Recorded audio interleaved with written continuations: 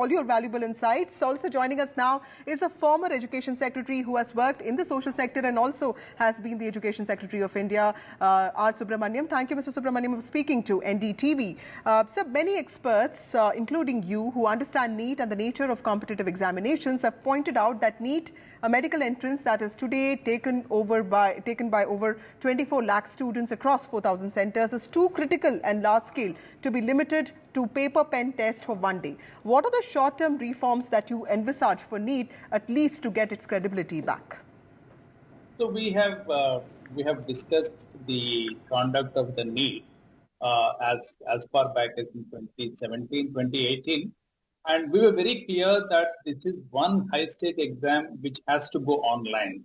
So entire world has gone online, and any of the major tests like GMAT, GRE, they are all conducted online with so much of cyber security.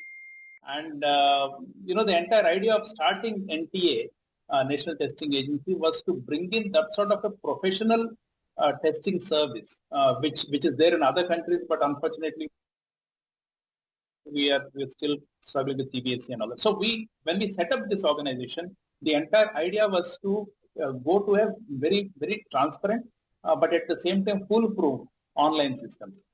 The pen and paper system, which is followed, has got several loopholes and several points where leakage can occur.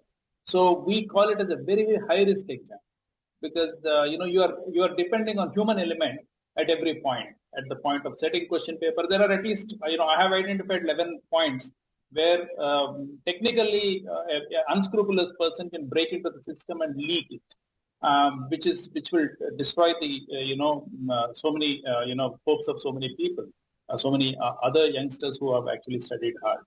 So we have argued for it, but somehow I think that did not materialize because the people were not willing to sort of take the plunge.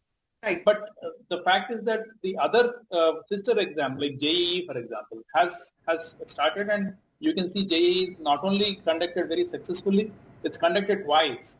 It is possible to conduct more times also, so that the student will have a choice, and then we are not determining his capability by just single exam.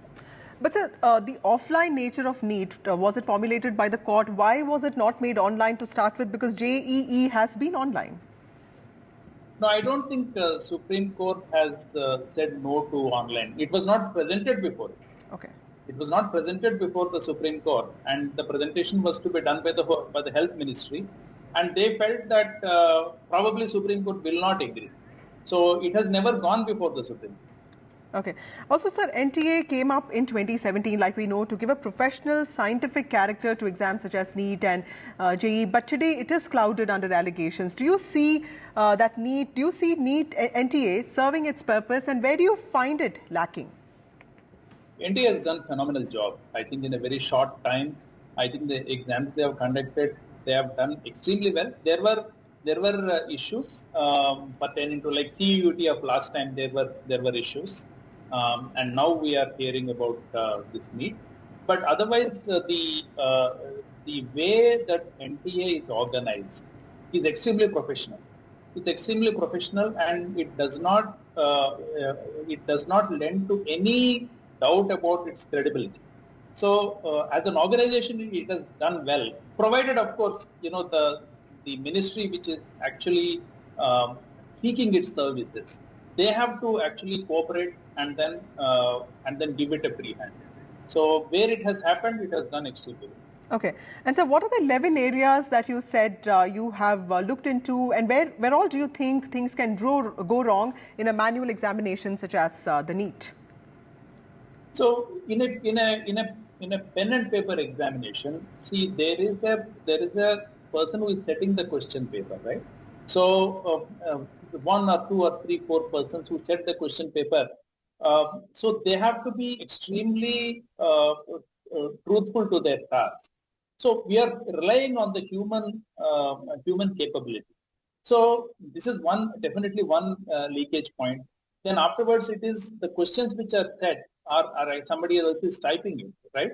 So the person who is typing it, that's another leakage point. Then it goes for printing. the printer actually prepares for printing. That's the leaking point. Then there is a package that happens after the printing is done. It is packed into in a security press. It's actually packed into different packets for each center. So there can be then there is a transportation. The manually somebody is actually carrying these packets to various centers. Then it is stored at some place. Then it is opened. And the pre-examination, there are so many points where the human interface is there. And even after the exam is conducted, before the OMR sheets are packed, there is a human interface.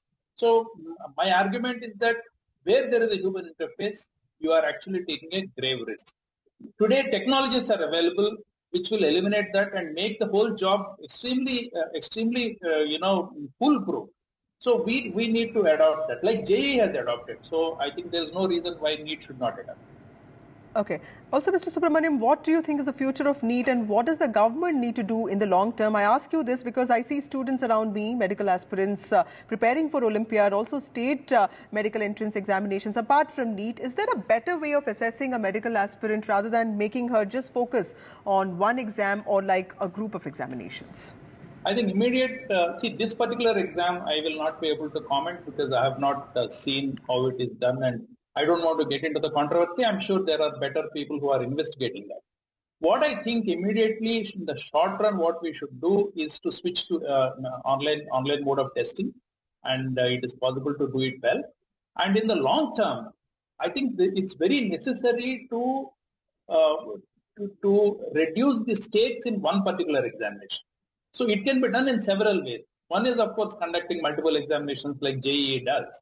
The other thing is that you give weightage to various activities in the school.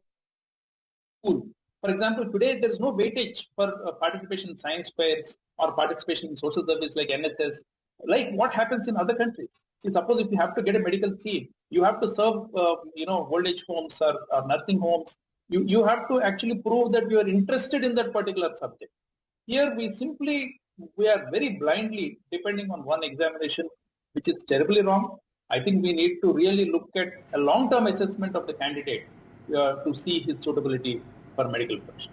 So, well, NTA and NEET both need a lot of improvements and, of course, so while the opposition is demanding a Supreme Court monitored probe into the whole controversy, what's abundantly clear is the entire system needs a revamp. Thank you, Mr. Subrahmanyam, for joining us. Of course, what is also important is that not just taking opposition into confidence, but also parents,